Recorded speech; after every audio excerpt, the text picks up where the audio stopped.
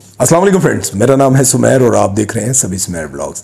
दोस्तों, जैसा कि आप सब जानते हैं कि इस वक्त सोशल मीडिया पर एक ही बात चल रही है कि शोएब अख्तर जो कि हमारे पाकिस्तान के बहुत बड़े लेजेंड, बहुत ही ज़बरदस्त बॉलर, जिनके सामने बड़े बड़े दिलेर बैट्समैन जो है वो टिक नहीं सके, भीगी बिल्ली बन जाते थे। और उनका नाम, उनका रिकॉर्ड और उनका जो दबदबा था क्रिकेट की दुनिया में, वो आज भी कायम है।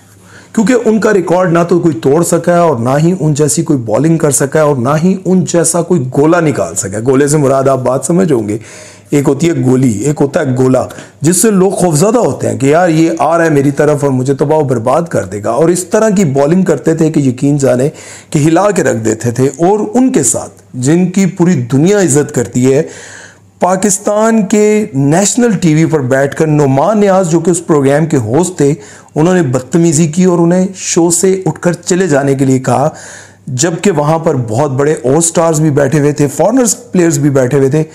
उनके होते हुए शोएब अख्तर के साथ इस तरह की बदतमीजी की गई। लेकिन आप सब ये बात नहीं जानते कि ये सब कुछ हुआ क्यों। सिर्फ आप ये पढ़ रहे होंगे, ये सुन रहे होंगे कि शोएब अख्तर के साथ ये बदतमीजी की गई और उनके साथ मिसबिहेव किया गया और शो को छोड़कर चले जाने के लिए कहा गया। शोएब अख्तर ने प्रोग्राम में सिर्फ ये बात कही थी कि लाहौर कलंदर ने हमें एक बहुत अच्छा प्लेयर दिया है जिसका नाम है हारिस रऊफ। हारिस रऊफ ने जो है कमाल कर दिया, जो कि आप जानते हैं कि लास्ट मैच में उनकी आला कारकर्दगी की वो तारीफ कर रहे थे, जो कि नुमान नियाज को बर्दाश्त नहीं हुई। अब ये बात तो क्लियर नहीं है कि नुमान नियाज को हारिस रऊफ के साथ क्या प्रॉब्लम है। नुमान नियाज ने इतनी एकदम से ऐसी बदतमीजी के साथ उनको कहा कि आप इस प्रोग्राम को छोड़कर चले जाएं। मुझे ये बात समझ नहीं आती कि नुमान नियाज जिस सीट पर बैठे हुए हैं वो वहां बैठकर अपने आप को पता नहीं क्या समझने लग गए हैं कि आपको इतना ही नहीं पता चल रहा कि जो क्लिप और जो बात आपने कही है ये पूरी दुनिया में वायरल हो जाएगी। शोएब अख्तर एक तरफ बैठकर धोनी को भी सुना रहे हैं और वो एक स्पिनर है उनको भी सुना रहे हैं इंडिया वालों को। और पता नहीं जहां पूरी दुनिया में हमारा इस वक्त जश्न मनाया जा रहा है कि पाकिस्तान जिंदाबाद हो रहा है, और दुबई में भी आप देखें तो इस वक्त ऐसे लगता है कि लाहौर और कराची बन गया है, जब वो पाकिस्तान की जो हर तरफ जीत के नारे लग रहे हैं और वहीं पर आप शोएब अख्तर को जो है वो नेशनल टीवी पर बैठकर बेइज्जत कर रहे हैं। मुझे ये बात समझ नहीं आती कि मैं जब एक्टिंग मैं करता था और मैं पीटीवी पे जब जाया करता था तो मैं उस वक्त से ये बात जानता हूं कि पीटीवी का प्रोग्राम करने वाले पता नहीं क्यों इतने गरूर में आ जाते हैं। डॉक्टर नुमान नियाज को ये बात सोचनी चाहिए थी कि जिस बंदे को मैं ये बात कह रहा हूं कि शो से उठकर चले जाओ, वो है कौन?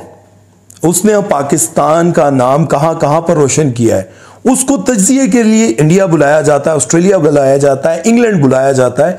दुनिया की जहां बड़ी क्रिकेट होती है वहां शोएब अख्तर को बाइज्जत तौर पर बुलाया जाता है और आप नेशनल टीवी पर बैठकर उसको कह रहे हैं कि दफा हो जाए यहां से।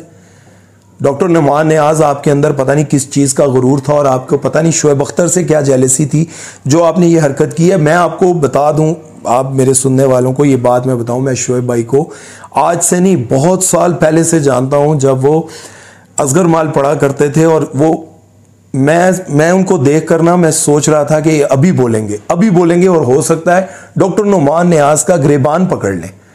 लेकिन शोएब अख्तर को मैं सलूट पेश करता हूं, शोएब भाई को, कि उन्होंने ये सारी चीजें बर्दाश्त की सिर्फ इसलिए कि पूरी दुनिया में हमारा तमाशा बन जाएगा, क्योंकि ये नेशनल टीवी, क्योंकि शोएब अख्तर ने अपने एक वीडियो क्लिप में ये बात कह भी दी है कि अब जी क्लिप वायरल हो जाएगा नुमान, तो मुझे ये बताओ कि तुम इसे कैसे कवर करोगे, ये तो वायरल हो जाएगा। तो वो क्या, नुमान नियाज ने कहा कि भाई तुम ये कह देना कि हम मजाक कर रहे थे। प्रोग्राम में ब्रेक के बाद जब वापस आए शोएब अख्तर साहब और उन्होंने इस बात को बार बार कहा कि मैं मजाक कर रहा था, लेकिन नुमान नियाज ने इसके बदले में सॉरी नहीं की और उन्होंने नहीं कहा कि मैं भी मजाक कर रहा था। और उस पर शोएब अख्तर ने प्रोग्राम को छोड़ा और वहां से रिजाइन देते हुए चले गए। लेकिन अब आप नुमान नियाज साहब को ये बात सोचनी चाहिए कि यार इस वक्त पूरे सोशल मीडिया बल्कि पूरा पाकिस्तान शोएब अख्तर के साथ है। क्यों? कि शोएब अख्तर चुप कर गए, सब्र कर गए। अब देखें ना, अल्लाह पाक भी कहते हैं कि एक दफ़ा तुम बस चुप कर जाओ, खामोशी इख्तियार कर लो, फिर देखो मैं तुम्हारा बदला लेता कैसे हूँ।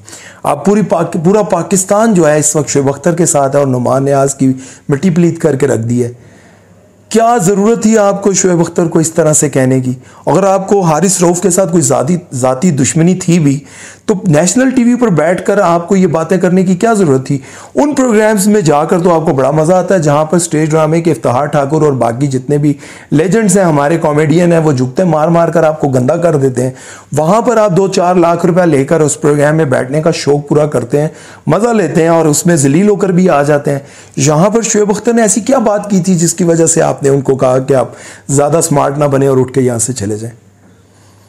मैं ये समझता हूँ कि जिस तरह से कोई सीट पर बैठकर अपनी ताकत का नाजायज़ फ़ायदा उठाता है, उसको इसी तरह से पाकिस्तानी अवाम जलील करती है और अल्लाह की तरफ से भी वो लोग जलील होते हैं।